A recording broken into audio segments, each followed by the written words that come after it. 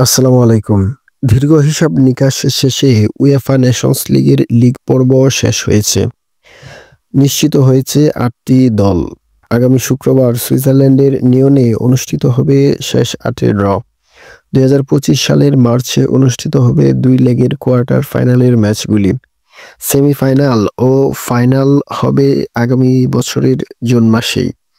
Quarter ফাইনালের ৮টি দল যথাক্রমে গ্রুপ ১ থেকে পর্তুগাল, ক্রোয়েশিয়া, ২ নম্বর গ্রুপ থেকে ফ্রান্স, ইতালি, ৩ নম্বর গ্রুপ থেকে জার্মানি, নেদারল্যান্ডস, ৪ নম্বর গ্রুপ থেকে আছে স্পেন এবং ডেনমার্ক।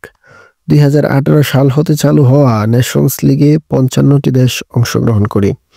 বিভিন্ন হিসাব নিকাশ শেষে শীর্ষ ৮টি দল এ যোগ্যতা অর্জন করেছে। নেশনস লিগের প্রথম আসরের আয়োজক ছিল পর্তুগাল। প্রথম আসরেই ক্রিশ্চিয়ানো রোনালদোর পর্তুগালের বাজিমাত। স্বাগতিক দেশ হিসেবে তারা শিরোপা জয় নিশ্চিত করে। নেদারল্যান্ডসের বিপক্ষে ম্যাচটি ১-০ গোলে জিতে নেয় রুবেন দিয়াজরা। দ্বিতীয় আসরের আয়োজক ইতালি। এবার ২ ফাইনালিস্ট ফ্রান্স এবং স্পেন। করিম বেনজেমা আর কিলিয়ান এমবাপ্পের করা গোলে ম্যাচটি ২-১ গোলে জিতে নেয় ফ্রান্স।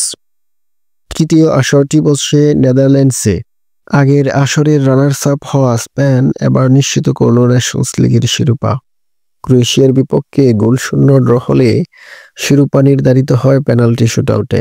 শ্বাসরুদ্ধকর ফাইনালটি ৫-৪ গোলে মীমাংসিত হয়, যেখানে শিরোপা তুলে ধরে স্পেন।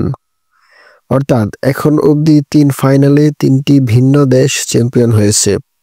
স্পেন, পর্তুগাল কিংবা ফ্রান্স শিরোপা দ্বিগুণ করতে পারে কিনা সেটা দেখার জন্য আগামী জুন মাস পর্যন্ত অপেক্ষা করতে হবে ফুটবল সমর্থকদের। ফুটবল ভালোবাসুন, উপভোগ করুন সারা সময়। আল্লাহ হাফেজ।